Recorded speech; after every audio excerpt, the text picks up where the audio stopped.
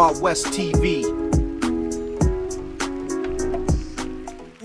Ushindi na si ushindi tu, ushindi uliokuwa mnono katika mchezo huo dhidi ya Stellenbosch katika mechi ya kwanza kabisa ambayo inafanyika kwenye uwanja wa New Amani Complex visiwani Zanzibar. Julio, kwenye line kama unanipata vizuri, pengine wewe unasemaje hasa kuelekea katika mchezo huo wa kesho, wekundu wa Msimbazi Simba? Nini maoni yako Julio? Simba sasa hivi wameimarika na morali inakuja juu kutoka kwa wachezaji, viongozi na wapenzi azwa. Na kitu kikubwa ambacho kinatakiwa kwa Simba, kwanza kwa wachezaji wasio undergrade au timu ambayo wanacheza nayo, kwa sababu niliona baadhi ya wapenzi walikuwa wakicheza Zamalek na hii timu ya South Africa inaitwa Stellenbosch. Watu wengi walikuwa wanaitaka hii timu kwa kuona Zamalek wako safi kuliko wao, lakini kwenye football hilo jambo halipo. Timu zote zinazokuwa katika mashindano ni timu bora na nzuri. Kufungwa ni jambo jingine, kwa sababu hata Zamalek ni moja timu nzuri, lakini imefungwa na imetolewa kwenye mashindano. Kwa hiyo hapa unataka kusema nini Julio? Simba wameshinda mechi iliyopita, wamecheza vizuri sana na wamepata matokeo mazuri. Kwa kila mtu Mtanzania, kila mpenzi wa Simba, kila mwanachama wa Simba, kila kiongozi wa Simba na wachezaji wanahitaji kushinda huo mchezo ili kuweza kuweka historia mpya. Huko nyuma tulikuwa tukiishia quarter final, sasa hivi tumeenda semi final, na tukivuka hapo basi tunaingia finali.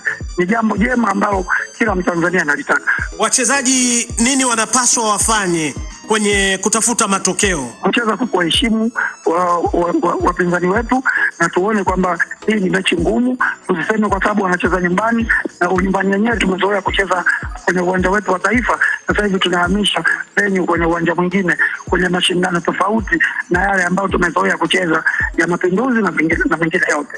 Lakini naamini kwamba Simba ina uwezo mkubwa, na naamini kabisa kwa hamasa iliyokuwepo ya serikali ya timu ya Simba na kila Mtanzania, wachezaji na kila imani ya kuona kwamba kuna kila sababu ya Simba kushinda mchezo huo. Sawa, kumekuwa na mitazamo tofauti, hasa Simba inapotangulia kupata matokeo wanakuwa kama wanaridhika hivi, pengine kuongeza wakapata idadi kubwa ya magoli. Kwako wewe lipoje hili? Ya hiyo usually Simba tuko hivyo toka mimi nikiwa mchezaji mpaka tumekuwa kocha, tumesabia kwamba tunaweza tukacheza vizuri first half na tukashambulia tukapata goli moja au mbili, alafu baadaye tukawa tunapoteza nafasi nyingi za kufunga. Jambo baadaye kwenye second half tunageuka, tunakuwa hatuna muendelezo mzuri wa kupata magoli na mechi inatuia kwa vigumu.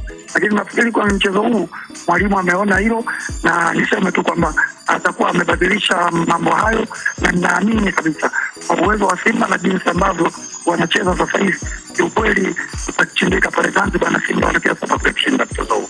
Nini wanatakiwa wakizingatie? Ukiangalia mechi ya kwanza inachezwa hapa nchini Tanzania, tena katika uwanja wa New Amani Complex. Kwanza kutopoteza nafasi ambazo wanazipata za kushukuru.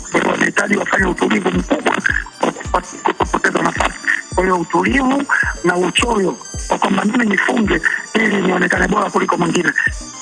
Utulivu na uchoyo ili ufunge uonekane wewe kuliko mwingine, ndio Julio anasisitiza kwa wachezaji wa wekundu wa Msimbazi Simba. Lakini kwa upande mwingine, kabla tujamalizana na Julio, amegusia hasa kuhusiana na hizi ahadi ambazo zinaendelea kutolewa katika kuhamasisha kupata matokeo. Sasa yeye anapinga kwa ahadi ambazo zinatolewa kwenda kwa mchezaji mmoja mmoja ama baadhi yao ama wawili, kwa sababu timu inavyopambana inapambana timu nzima, kwa sababu beki kazi yake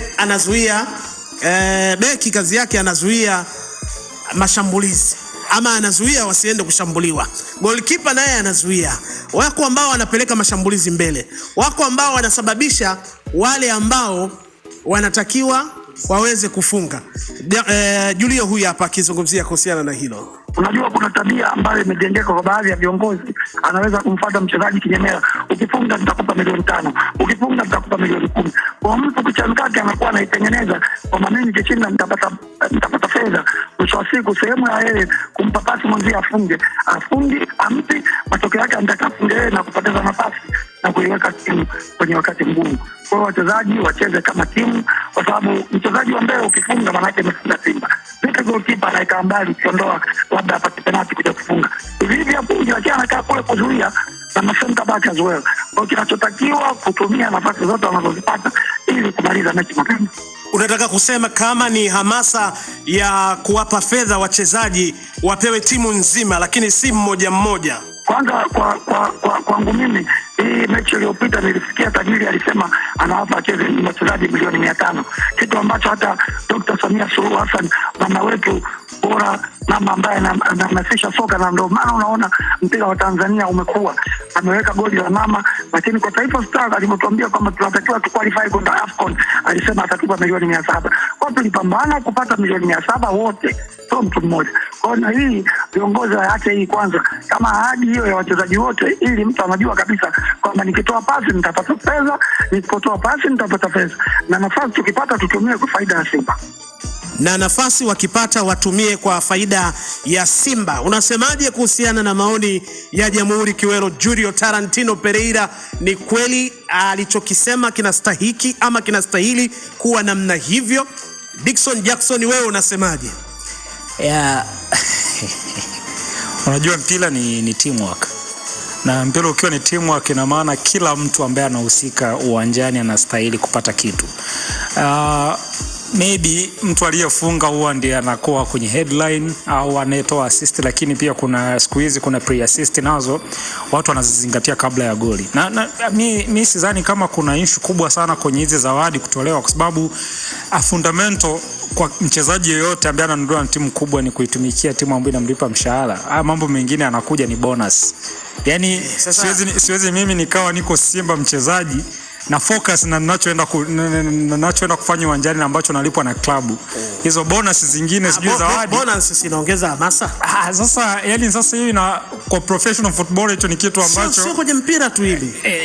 Na kuelewa, lakini yani bonus hata katika maofisi. Mimi naongelea kwenye mpira. Na unachokwambia sasa na mimi natolea hivi na kuelezea hivi sasa. Bonus kiko katika maeneo mengi katika kupandisha ari ya mfanyakazi yoyote. Na ndio maana kuna maeneo mengine unaona bonus isipokuepo ari inakuwa uko sahihi. Nitolee mfano timu za taifa zinaposhinda kombe la dunia huwa wanapatiwa bonus. Unaona sasa. Lakini wachezaji wengi wao hiyo bonus hawaichukui. Wanaipeleka kwenye maybe mashirika ambayo yanahitaji msaada, kwa sababu wale ambao tayari wameshapiga hatua. Yani yule bonus haikuwa sehemu ya mpango wake. Mpango wake ulikuwa kushinda. Ukiwa Simba sasa hivi mchezaji yoyote, bonus ni kitu cha mwisho unafikiria, kwa sababu kile ambacho unaenda kukivuna kama mkibeba taji kwako wewe mwenyewe kama mchezaji na kwa legacy ambayo unaweza kutengeneza ni kubwa kuliko bonus maybe let's say 20 million ambayo utapata, kwa sababu wewe unalipwa mshahara every month. Hizi mechi zipo kuepo still hivi mshahara wako upo. Dickson, unajua maana ya bonus? Mimi nakuelewa, lakini yani sitaki kuamini zinaweza zikaleta controversies yoyote ndani ya kikosi cha Simba. Hicho ndio kitu ambacho sitaki kuamini, kwa sababu mchezaji amesajiliwa na Simba kwa ajili ya kuja kuitumikia Simba ifanikiwe. Okay. Ikifanikiwa amejitengenezea jina lake yeye mwenyewe, anaweza akajiuza kimataifa. Kwa hiyo sasa kwa nini hata kama inatolewa kwa nini isiwe ya jumla? Sasa maana yake sasa huko unapozungumzia wewe kwenye kugawa ndio kunaweza kila mchezaji duniani hapa anayesaini mkataba na klabu husika. Kuna kwenye mikataba yao kuna vipengele na kila mchezaji huwa na bonus. Kama timu ikishinda kombe kuna bonus hapo anapatiwa. Yaani ni vitu ambavyo vipo. Sasa zikitokea zile extra, mimi nazungumzia za wadau. Sasa hizo za wadau mimi siwezi kama mchezaji eti zikaniumiza kichwa. Okay. Yani hakuna professional footballer anaumizwa na bonus za wadau wa michezo. Sasa Simba wenyewe wanasemaje kuelekea katika huo mchezo wenyewe? Ahmed Ali, mkuu wa kitengo cha habari na mawasiliano, anazungumza hasa namna gani umuhimu wa huo mchezo. Mechi ya kesho ni mechi ambayo hatuna option nyingine yeyote zaidi ya kupata ushindi katika mchezo huo. Lakini sio ushindi ili mradi ushindi. Sio ushindi wa goli moja, sio ushindi wa goli mbili. Tunahitaji ushindi mkubwa katika mchezo wa kesho. Na tunapozungumzia ushindi mkubwa ni walau goli 3 kwenda mbele. Kwa hapa tunatumia formula ya Kiarabu. Kiarabu wingi unaanzia ngapi? Unaanzia 3. Kwa hiyo tunaposema tunahitaji ushindi mkubwa, tunapohitaji ushindi wa magoli mengi, kwetu sisi wana Simba ushindi mkubwa unaanzia magoli matatu. Kesho tunakwenda uwanja wa Amani kwenda kutafuta magoli matatu.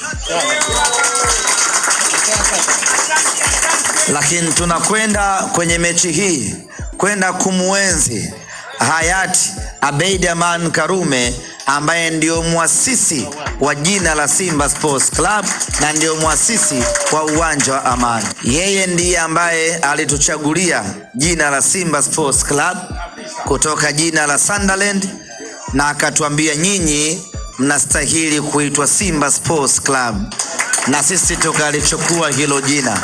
Sasa katika ardhi yake ya Amani, katika ardhi yake ya Unguja, ardhi yake ya Zanzibar, tunakwenda kumpa heshima hiyo ya kwamba haukukosea kutuita sisi Simba Sports Club, tunakwenda fainali. Sawa, ni maneno ya Ahmed Ali, mkuu wa kitengo cha habari na mawasiliano kutoka kwa wekundu wa Msimbazi Simba. Niwashukuru sana Yas ambao tumekuwa nao hapa katika habari za hapa nyumbani. Endelea. Bwana, kuelekea mchezo wa nusu fainali ya kwanza kombe la shirikisho barani Afrika kati ya mnyama Simba dhidi ya Stellenbosch kutoka pale nchini Afrika ya Kusini, unaambiwa usiku wa deni haukawi kucha. Hayawi sasa amekuwa ni siku ya kesho mapema majira saa 10 kamili za jioni katika uwanja wa New Aman Zanzibar. Hapa tutakwenda kuona mchezo mwingine mkubwa, mchezo mwingine wa kihistoria katika dimba la Amani, huku Ahmed Ali, afisa habari na mawasiliano ya Simba Sports, katika wiki hii amesema kwamba katika nchi ya visiwa vya Zanzibar hawajawahi kuiona Simba ikicheza. Hizo alizokuwa akiziona ni mfano wa Simba, kwa sababu walikuwa naenda katika mechi za kirafiki, lakini pia katika michuano ya Mapinduzi. Lakini safari hii ndio Simba ambayo inabidi wajidai nayo. Hii ndio Simba bora ambayo inabidi waende wakaishangilie katika dimba la Amani, huku wakishirikiza Simba Sports kupata ushindi. Lakini kubwa zaidi jingine, ameendelea kuwaambia wapenzi na mashabiki wa Simba kwamba mchezo huo ni mkubwa na wanahitaji ushindi angalau wa kuanzia goli 3 ili wajihakikishie kufuzu katika hatua ya nusu finali. Na kwa Simba hii tunaona na tunajua inawezekana kabisa.